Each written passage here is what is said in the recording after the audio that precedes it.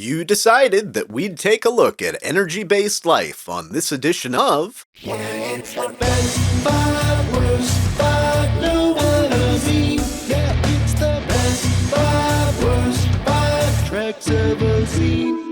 Star Trek's been showing us infinite diversity in infinite states of matter for more than 50 years, and we're going to attempt to tease out the best and worst in category. We've already done holograms, so they've been omitted here, along with species that we're not sure if they are corporeal more than not, like the Q. Per the usual, starting at 5th worst. Candle in the wind. Ronan, the anaphasic energy life form that lives in a candle and has pleased multiple generations of Howard women, is a pretty interesting character. As bad as Sub Rosa is as a complete episode, though, this is a very worst-heavy category. Surprisingly for all the energy-based life in Trek, most of it really isn't that interesting. And if nothing else, Ronan is interesting. Then Bev had to ruin a lifetime of orgasms. Just throwing it out there, Wesley would have been next in line to inherit the candle. Number 4, Ghost Writer. Onaya inducts Jake into a club of galactic writers that made it big because of her musings. One whose membership also includes someone named Tarbold, which was a Gene Roddenberry pseudonym. So if nothing else, in being the terrible B-plot during Majel Barrett Roddenberry's final on-screen performance in the Trek universe, Onaya creates a logic loop in potentially influencing Gene Roddenberry into writing Star Trek. How does Benny Russell fit into that scenario? Number 3. Riders on the Storm. In one of DS9's more forgettable episodes, O'Brien has the job of Bajoran's spiritual town leader thrust upon him, as he's now the only one that can keep the village safe from the great and terrible Del Rock,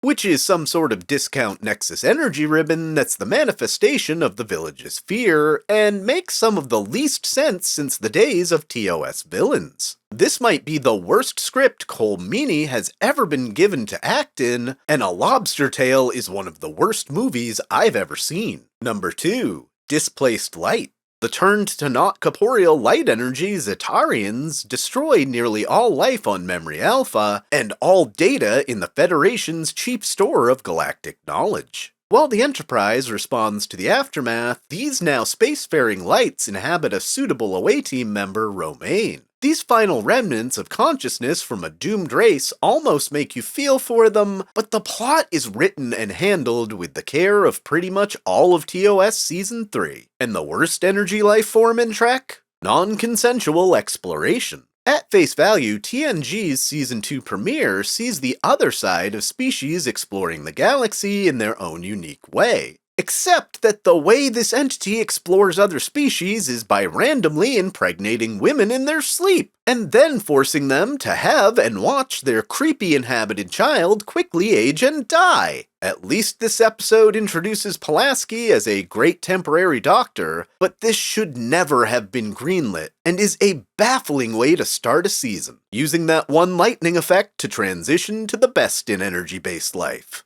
Number 5. Gain Phasing. Though Meridian doesn't rank very high in the grand scheme of Trek, the nature of this species that spends nearly a century as pure energy, while spending a few days every cycle in corporeal form, is a really neat sci-fi thread to fill out the universe. It's too bad that with so many corporeal lifetimes lived that the Dax symbiont didn't get a chance to experience existence as pure energy. Certainly better than the way Jadzia was actually written out. Number 4. Riders on the Storm 2. In one of many exceptional episodes of Strange New Worlds' first season, we're introduced to the Illyrians, a race last seen in Enterprise's rearview mirror after they straight up pirated their warp coil. This colony didn't do much better as they were turned to lights by the combination of ion storms and trying to de-augment themselves just to appease the Federation's draconian views of augment populations. It's not only cool sci-fi, but shows Federation policy as more nuanced than the tolerant utopia we often think of.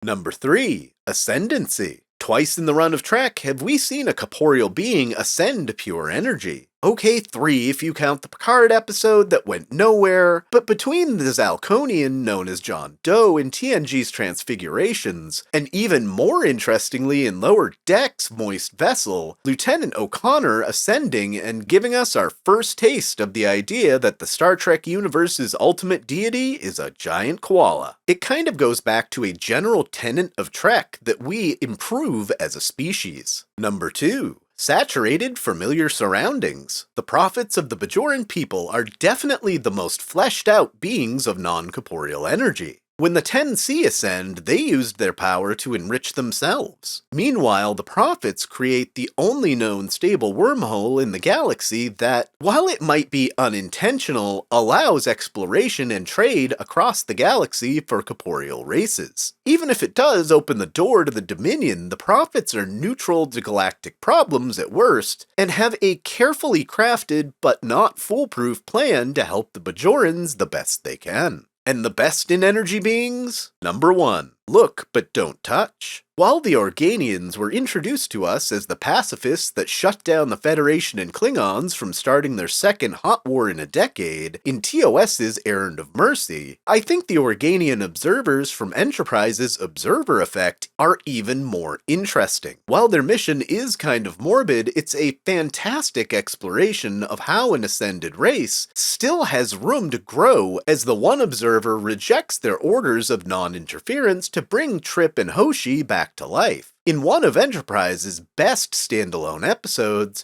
and possibly the most interesting thing Anthony Montgomery was given to do in the show's run. What's your favorite energy-based life in Star Trek?